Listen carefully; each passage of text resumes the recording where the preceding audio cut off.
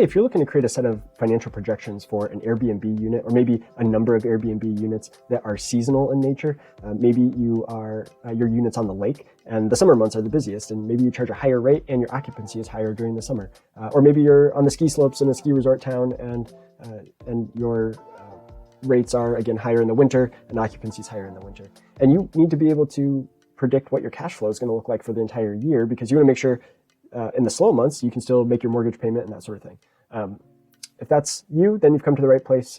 We have created this particular financial projection template built specifically for Airbnb or vacation rental units and ones that are seasonal in nature.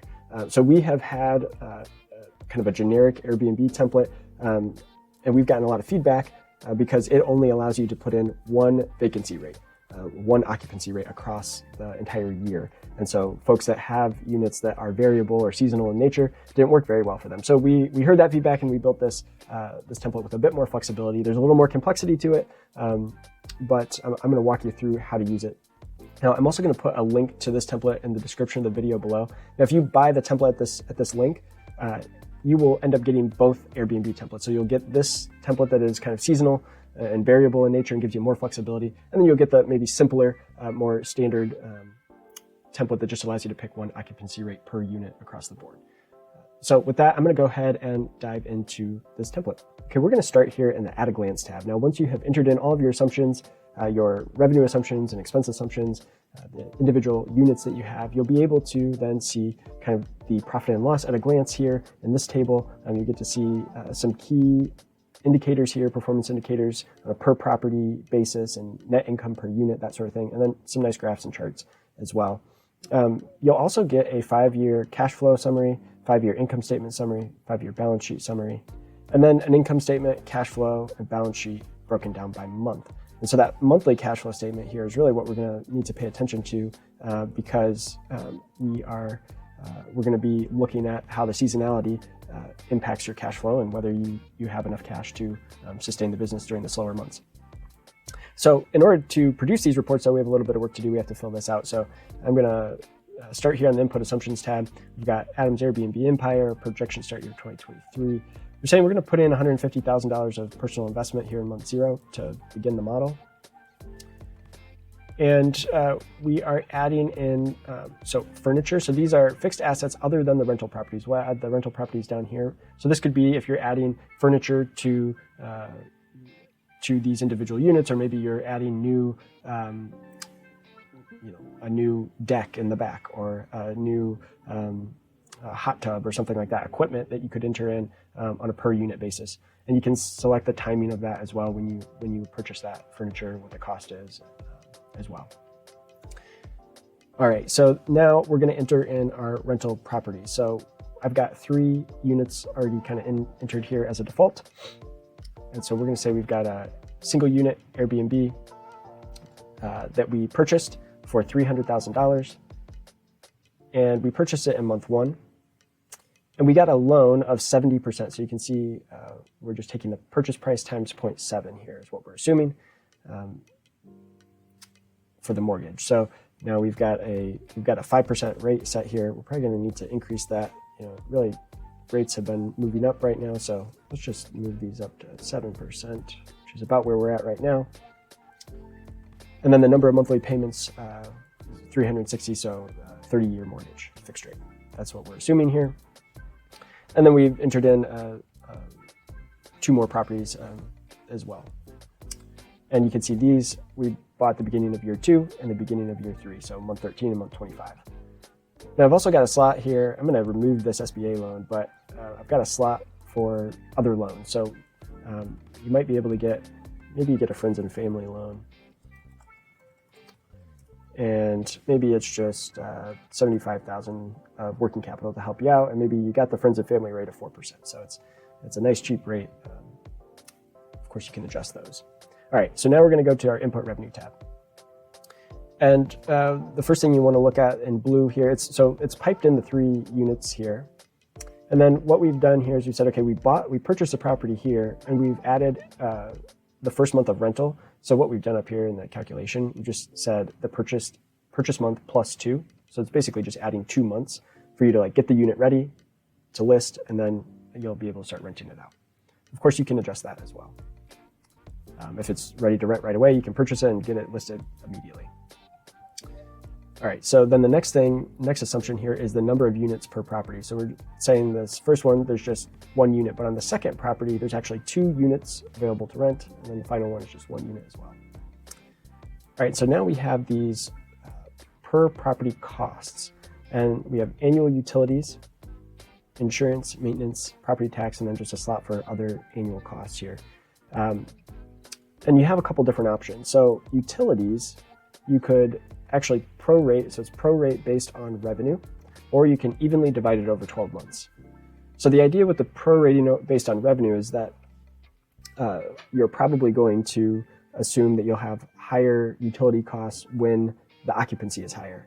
And so we can say, hey, we think it's going to be, this unit is going to have $7,200 worth of utilities across the year, but we know what we want to do if we select prorate based on revenue.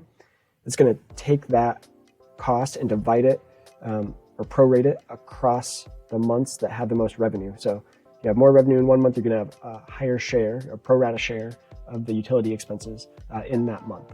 So hopefully that makes sense versus dividing it evenly. Annual insurance, that probably is just going to be divided evenly over the 12 months. Maintenance, maybe that's divided evenly over 12 months as well. Taxes divided evenly. But you may have some expenses like utilities would be a good example that you might want to actually prorate along with as revenue goes up or down. So you have that option. All right, so now we're going to dive down here to the rent and revenue. And what you'll see here is this box with pipes in the 10 properties, and you can see how this is kind of grayed out. And the reason that it's grayed out is because this is not available to rent yet. And that is based on the fact that we're saying, hey, month 3 is the first month that this property is available to rent. So you can see by month 3, it's populated there. It's not grayed out anymore. But these other 2 properties are still grayed out.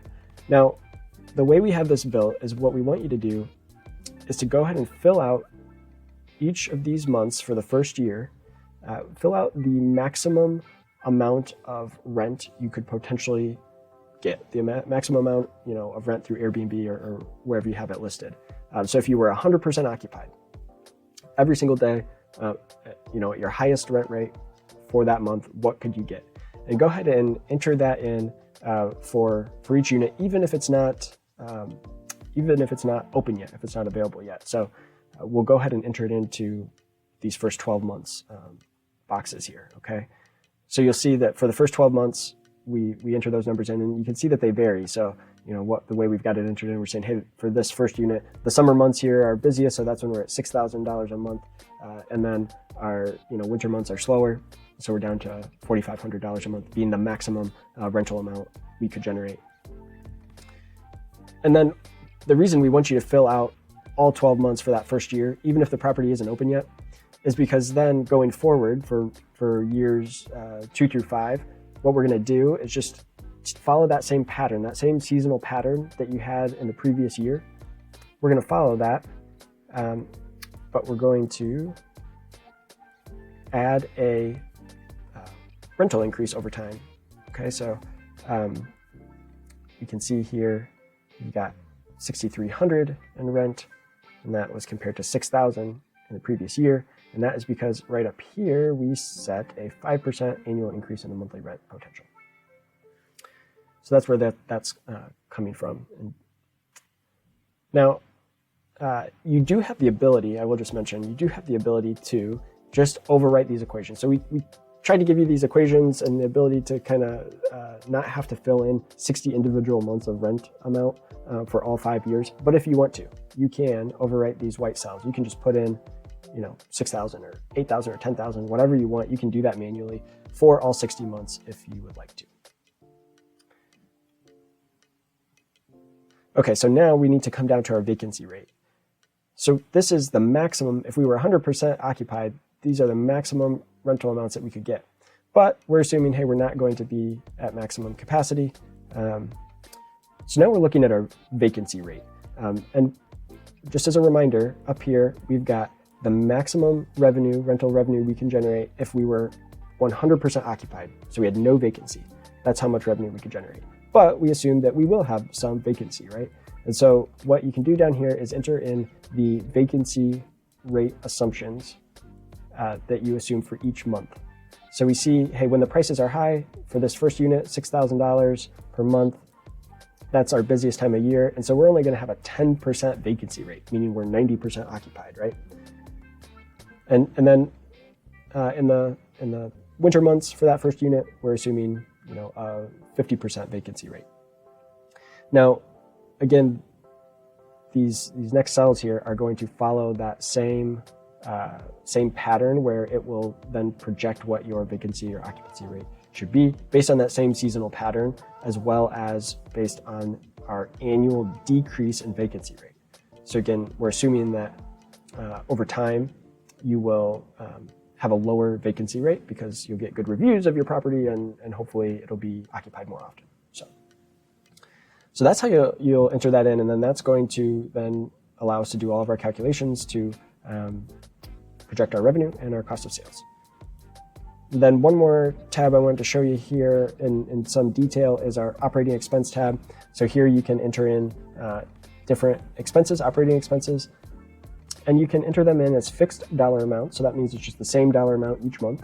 So your accounting cost might be $200 a month, kind of no matter what. But you might have other costs like cleaning that would be on a per unit basis. So in this dropdown, you can pick either a fixed dollar amount, a per property, a per unit, because remember, some properties might have multiple units. So there could be some expenses that are per property, like lawn care, landscaping type of a thing. But a per unit cleaning would be on a per unit basis. And then we also have the ability to do a percentage of revenue. So the Airbnb host fee, that's 3% of revenue. So we can just select percentage of revenue and put that in there. All right, so now we'll jump over to our input salaries and owner draw tab. So let's just assume we've got these 3 properties that we've acquired by month 25. And so we're saying, hey, by month 25, it's going to be too much for me to handle anymore. And I'm going to hire a part-time property manager employee here, starting in month 25 through month 60, through the end of the model. All right, once we have all of that entered, now we get to see how our numbers look here. And we can see in the first year, we are losing money in that first year, but we get to a profitable point by year 5. Now let's look at our cash flow statement. So this is what you'll want to take a look at. Once you have entered everything in, you want to take a look up here, this cash at beginning of period. So remember, we took out a $75,000 friends and family loan, plus we invested $150,000 of our own money into this. And so based on that and the revenue assumptions that we have in here, we are still staying cash flow positive. Or I should say we have positive cash in the first year, okay? But then you can see down here, we get to the second year and we are no longer cash flow positive. So we get a new loan here of $350,000 that is used to purchase this next property, but we don't have enough excess capital in our model to keep this cash at beginning of period positive. So we are showing a negative $87,000 cash balance here. And then when we buy the next property, we're even further in the hole. So that is something you're going to want to look at closely. And the way we would fix that in this example is to come back here and say, okay, we're going to need to put in either additional down payment into the model. So let's say personal investment again for the next property, for that second property, is going to be another $100,000. And we're going to put that in month 12, right before we buy it. And then personal investment again for another, let's say this is a $500,000 property and we're borrowing $350,000. So we're really going to need another $175,000 probably to be safe. And that is we'll put that in month 24 so that we have that in time to purchase. Now, if we come back to our cash flow statement, we're going to take a look at this. So we're cash flow positive. All of year 1, we've got positive cash in the bank. All of year 2, we get down to just $5,000 in the bank, but we escape cash flow positive. Oh, and we still are a little bit short in those slow months, it looks like, in year 3. So again, you can see though that you're going to have to go back and forth. You're going to need to look at your cash flow and see, based on the seasonality, based on the properties that you're buying and the timing of that, when you're going to need to come up with more money to put in or secure another loan as well for your property. So I hope that's been helpful. If you have any questions, leave us a comment in the comment section of the video below, or reach out to us at support@projectionhub.com. Thanks.